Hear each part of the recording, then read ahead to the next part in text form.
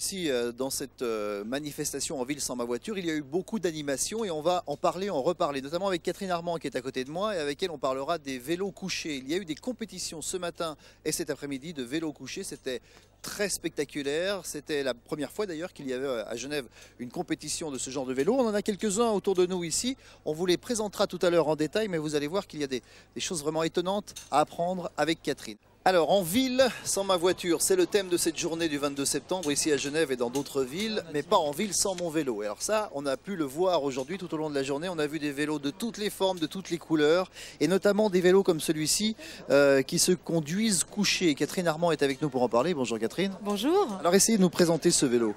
Alors c'est effectivement un vélo couché, comme vous pouvez voir, très aérodynamique.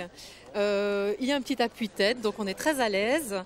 Ça atteint des très grandes vitesses, dû au fait justement qu'on a moins de prise au vent, à l'air que sur un vélo droit.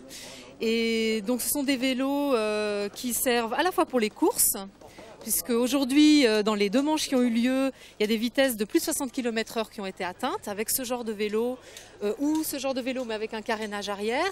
Celui-ci est équipé pour la ville et pour la promenade puisqu'il a un gros sac, un appui-tête, tout le confort, compteur, klaxon, etc. Donc il peut être utilisé en ville. Il est d'ailleurs utilisé tous les jours en ville par son propriétaire. Et Ça c'est plutôt un vélo de loisir alors. c'est un vélo de loisir mais qui fait aussi de la course avec un carénage, un petit carénage arrière en ajout.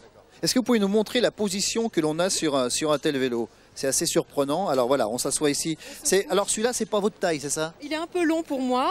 L'inconvénient de ce genre de vélo, c'est que la taille est réglée uniquement pour son propriétaire, puisque si on veut raccourcir ou allonger, il faut ajouter ou enlever des maillons de la chaîne. Donc voilà, je suis dans un transat. J'ai le compteur sous les yeux, j'ai les yeux face à la route. Contrairement à ce qu'on croit, on n'est pas complètement couché, on a une très bonne visibilité. Et je peux faire 200-300 km sans avoir mal aux fesses, sans avoir mal au dos et avec une vitesse beaucoup plus grande qu'avec un vélo droit. On a l'impression qu'il est plus difficile de tenir l'équilibre, non? Parce qu'on n'a pas les pieds par terre. C'est pas le même centre de gravité qu'un vélo normal, donc ça demande un certain apprentissage. Mais il existe des vélos couchés qui sont quand même beaucoup plus assis et que là on peut prendre et partir directement. Alors on a vu aujourd'hui cette course, cette compétition en deux manches. C'était très impressionnant de voir la vitesse effectivement de ces vélos. Certains sont carénés. On en a vu un ici au début de l'émission tout à l'heure. Et puis je crois que les sportifs qui étaient là à Genève aujourd'hui sont venus de l'Europe entière. Tout à fait. La plupart sont quand même suisses, de Suisse allemande. Il y a très peu de coureurs romans malheureusement. Beaucoup de Français, beaucoup de Hollandais. D'ailleurs, les gagnants d'aujourd'hui sont tous sur des vélos de la marque M5, qui est une marque hollandaise, qui est apparemment la plus performante. La plupart du temps sur les vélos, on pédale, mais on a vu aussi des vélos où l'on ramait. Oui, tout à fait. C'est une marque qui s'appelle TIS, qui est hollandaise, qui est un vélo rameur.